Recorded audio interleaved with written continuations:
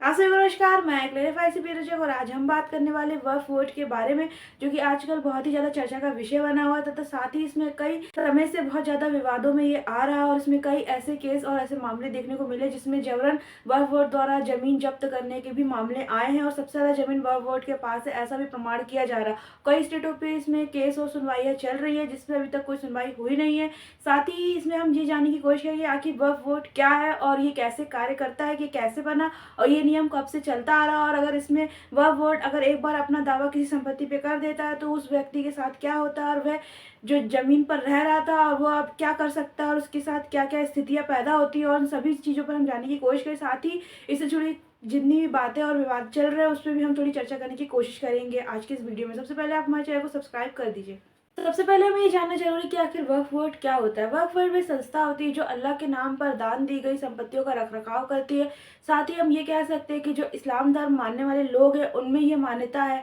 कि उनके अल्लाह के द्वारा ऐसा कहा गया है कि अगर जो व्यक्ति अपनी संपत्ति जो भी कमाता है उसमें से कुछ हिस्सा दान कर सकता है, चाहे वे कपड़े हो, मकान हो, घर हो, कुछ भी चीज़ें हो जो उनकी संपत्ति है, या किसी को कुछ पैसे हो, जो भी दान करना चाहता है वह उसे दान कर सकता है गरीबों की मदद के लिए। तो वे लोग अपनी संपत्ति का कुछ हिस्सा दान कर देते हैं और वे हिस्से की जो रखरखाव होता है वो ये वक्फ बोर्ड द्वारा किया जाता है। मतलब ये दान दी गई चीज़ें जो भी होती है उसका जो रखरखाव करती है उसे वक्फ बोर्ड कहा जाता है, और ये वक्फ की हुई चीज़ें होती है जिसे दान के रूप में वक्फ बोर्ड को दिया जाता है। और जिसमें जो भी व्यक्ति है इस्लाम धर्म मानने वाला व्यक्ति होता है वो इसे दान करता है। साथ ही अगर वह व्यक्ति एक बार इस संपत्ति में कुछ भी हिस्सा जो भी संपत्ति को दान करता है उसे अगर वो एक बार दान कर देता है तो उसके बाद वह उस पर कोई भी मालिकाना हक नहीं जता सकता है। ये सारी संपत्ति वक्फ बोर्ड की होती है और वो उसे वक्फ कहलाती है। साथ ही वह इसका रख रखाव, साथ ही इसमें क्या कानून लगने और क्या करना है तथा इसे कहाँ किराए पे देना है, किसके लिए इसे उपयोग के लिए देना है और कहाँ इसका यूज़ करना है, वह सारी चीज़ों का रख रखाव जो है वक्फ बोर्ड द्वारा किया जाता है, जो कि एक संस्था के रूप में कार्य करती है। ये वक्फ की गई संपत्ति चल अचल दोनों रूप में हो सकती है, जिसे दान किया जाता है और जिसकी रख रखाव वक्फ बोर्ड द्वारा किया जाता है।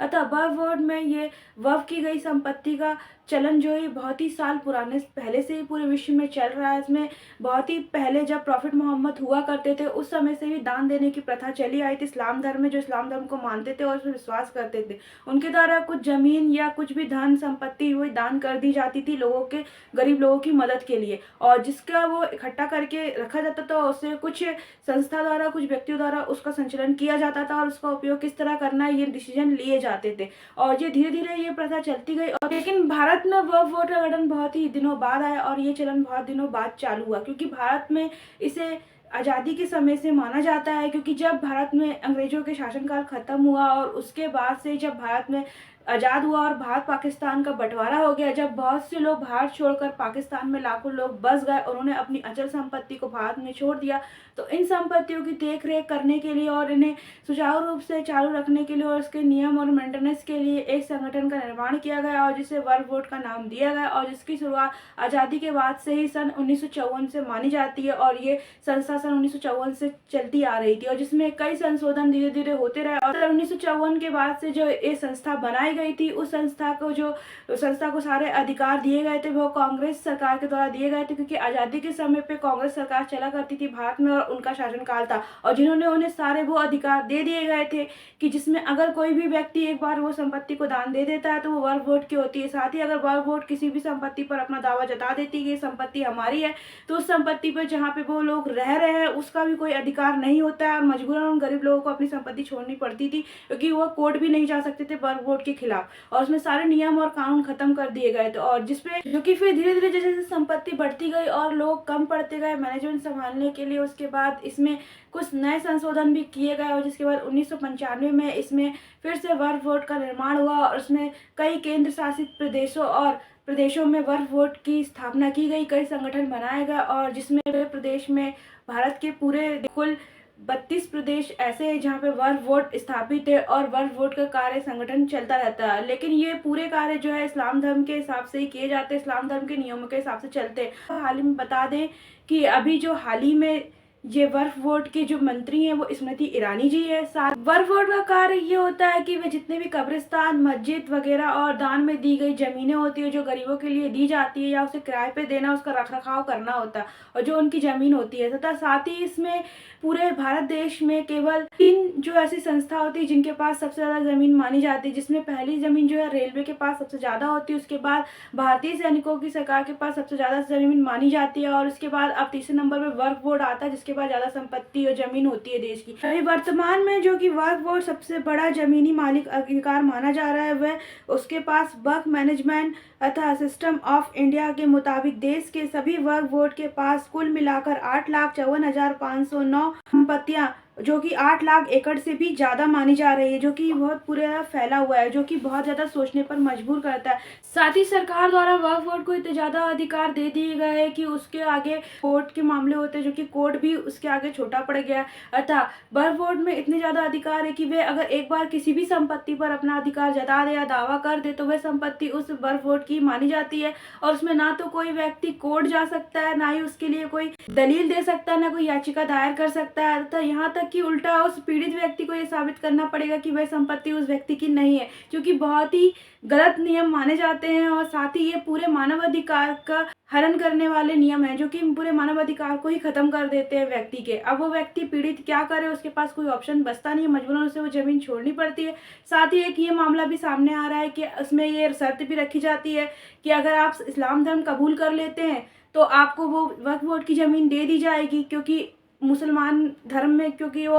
आप अगर मुस्लिम है तो आप उसका उपयोग कर सकते हैं। तो ये एक प्रकार से धर्म परिवर्तन का भी मामला सामने आ रहा है, जो कि बहुत ज़्यादा विवादों को खड़ा करता है और इससे जुड़े कई ऐसे विवाद जो सामने आए हैं जो इस प्रकार है। इसमें सबसे पहले एक विवाद यह आया है कि यहाँ पर तेलंगाना में भी एक मस्जिद की प्रॉपर्टी को लेकर भी विवाद सामने आया था, जिस पर भी अभी दलील चल रही है। साथ ही इसमें उसके बाद तमिलनाडु का भी एक केस सामने आया जिसमें कि एक पूरे के पूरे गाँव जो कि तमिलनाडु का जो कि टीचा करके एक गाँव है, उस पर पूरे के पूरे गाँव की संपत्ति को जो कि वक्फ बोर्ड की संपत्ति घोषित कर दी गई और उसमें वक्फ बोर्ड ने अपना अधिकार जता दिया और जिसके बाद पूरा गांव वहां पे परेशान हो गया। अब ये सोचने वाली बात है कि पूरा का पूरा गांव दान में कोई कैसे दे सकता है, जो कि वहां पे सिर्फ 8-10 घर ऐसे जिसमें मुस्लिम समुदाय रहता है। साथ ही उसमें 1500 साल पुराना धार्मिक मंदिर जो हिंदुओं का है, शिव जी का, वो भी मंदिर उस वक्फ बोर्ड की जमीन के अंदर दान में आ गया। कोई मंदिर को दान में कैसे दे सकता है वक्फ बोर्ड में, और वो 1500 साल पुराना मंदिर है और वक्फ बोर्ड की स्थापना बाद में हुई है। ये सोचने वाली बात है।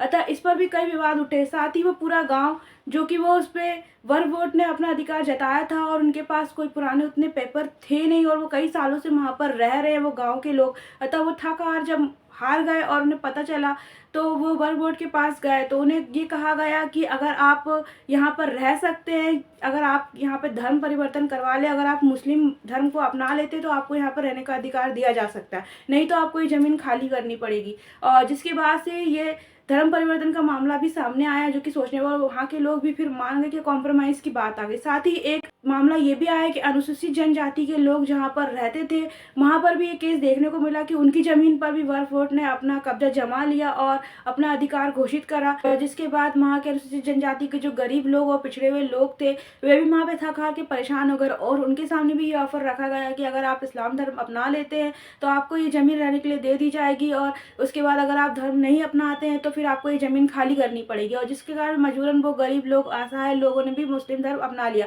अतः ये बात सामने आ रही है कि क्या इसमें हिंदू धर्म को टारगेट किया जा रहा है या फिर कहीं ना कहीं धर्म को टारगेट किया जा रहा है, धर्म परिवर्तन का काम भी चला जा रहा है, जिसमें कन्वर्शन की बात भी सामने आती है। और ये बात मैं नहीं कह रही हूँ, ये बात हरनाथ सिंह यादव जी ने कही है और उन्होंने अपनी ये बात रखी है तथा और ये एक एक्ट के तहत ये बात सामने आई है, ताकि इतने सारे मामले जो सामने आ रहे हैं इसमें धर्म परिवर्तन भी कहीं ना कहीं सामने आ रहा है। और साथ ही कुछ हाल ही में पहले यहाँ पे ताजमहल में भी अपना वक्फ बोर्ड ने अधिकार जताया था कि ये ताजमहल हमारा, क्योंकि हम मुसलमान धर्म के मुताबिक ताजमहल भी वक्फ बोर्ड के अंतर्गत आता है। लेकिन जब सरकार के सामने ये बात रखी गई तो सरकार भी टेंशन में आ गई और उन्होंने इसे कोर्ट में ये फैसला चला गया, और उसके बाद जब कोर्ट में जब फैसला एसजी के द्वारा गया तो वहाँ पे फिर कोर्ट ने भी उनसे मांग लिया कि जाओ आप शाहजहां द्वारा लिखा हुआ कागज़ लेकर आ जाओ जिसमें उन्होंने कहा हो कि ये ताजमहल हम वक्फ बोर्ड के को दे रहे हैं या फिर हमने अल्लाह के नाम पर इसे दान दिया है। जब वह कागज़ फेस नहीं कर पाया शाहजहां का लिखा हुआ तो फिर वह वक्फ बोर्ड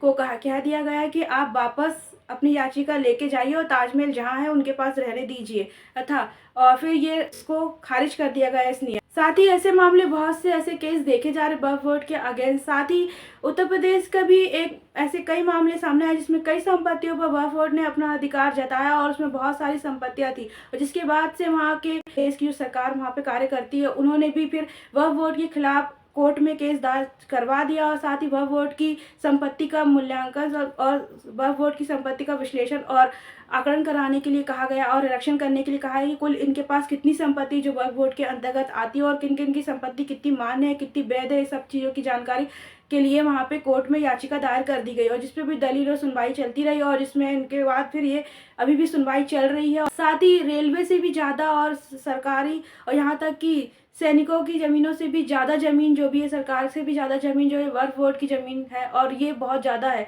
और जो कि सोचने मजबूर करती है कि आखिर इतनी सारी संपत्ति वक्फ बोर्ड के पास कैसे आई, क्योंकि जिन लोगों ने दान किया वे तो मर गए लेकिन संपत्ति तो बढ़ती चली गई और आज के समय में उनके पास इतनी ज़्यादा संख्या में संपत्ति होना बहुत ही सोचने वाली बात है। कार्रवाई की जाए, संरक्षण किया जा रहा है और आने वाले समय में इनमें कई तरह के सुधार और संशोधन करने की उम्मीद जताई जा रही है, क्योंकि इसमें सबसे ज़्यादा कन्वर्शन के भी केस सामने आए। साथ ही कई जगह ऐसी बातें भी सामने आई जिसमें जबरन ज़मीनों पर अपना दावा कर दिया गया और बाद में वे ज़मीन इनकी नहीं थी। साथ ही कई जगह पे और ये भी एक बात ये भी आती है कि जब वक्फ बोर्ड अपना दावा किसी संपत्ति पर कर देता है तो वो व्यक्ति जिसकी ज़मीन पर वो दावा किया गया है वो व्यक्ति कोर्ट भी नहीं जा सकता है, कोई तरह की अपील भी नहीं कर सकता है, तो वह अपना दर्द किसको बताए या फिर अपना अधिकार किससे मांगे। इसमें तो सारे कानून सारे संविधान खत्म हो जाते और सारे कानून और संविधान से बड़ा जो है वक्फ बोर्ड को अधिकार दे दिया गया है, जो कि बहुत ही गलत है और जो कि हरनाथ सिंह यादव जी ने अपनी बात रखी लोगों के पक्ष में अथा जिससे कि अब बहुत सारी जगहों पे जो मामले देखे गए हैं जिसमें कई तरीके से गलत तरीके से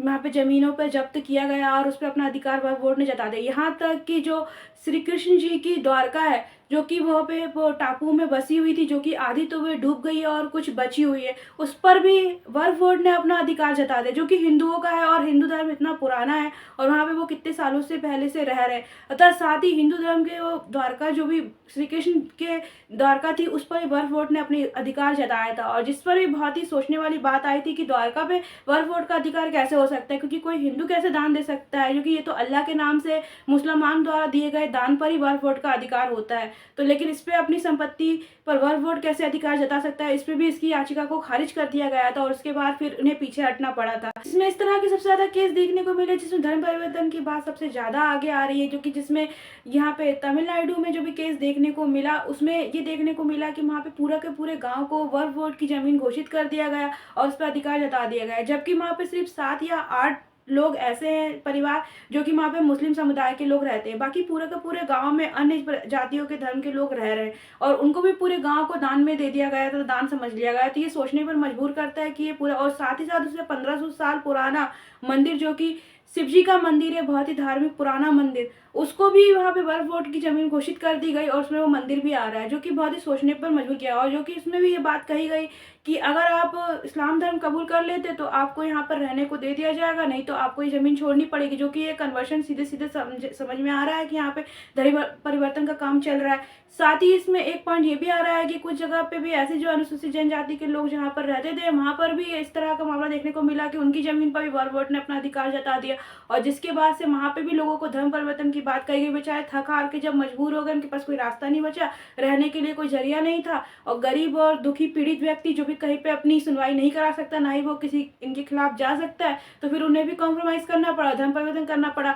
और ये बात उन्होंने हरनाथ सिंह यादव जी ने ये बात रखी लोगों का दुख समझते हुए और जिस पर अभी कई केस ऐसे देखने को मिले, जो कि यूपी के भी केस सामने आया जिसमें भी यूपी सरकार ने भी इन पर फिर केस दायर कर दिया और अपील की और जिस पर अभी सुनवाई चल रही है और कई जगह पे इनमें विश्लेषण भी किया जा रहा है और अभी फैसला सामने नहीं आया है और देखते हैं कि अभी आगे क्या होता है, क्या फैसला आता है वक्फ बोर्ड के बारे में और उनकी संपत्ति का क्या ब्यौरा आता है। अतः इस पर अभी कार्रवाई चल रही है और सुनवाई चल रही है। तथा साथ ही आज का हमारा वीडियो वक्फ बोर्ड के बारे में यहीं पर खत्म होता है। अगर आपको मेरी जानकारी अच्छी लगी तो प्लीज़ हमारे चैनल को सब्सक्राइब कर दीजिए, साथ ही हमारे इंस्टाग्राम पेज क्लेवाय प्रीति को फॉलो जरूर कर दीजिएगा और अगर आपको हमारा ये वीडियो थोड़ा भी यूजफुल लगता है तो प्लीज़ इसे शेयर करना मत भूलिएगा और प्लीज़ इसे सब्सक्राइब जरूर कर दीजिएगा। जब तक के लिए जय हिंद, जय भारत।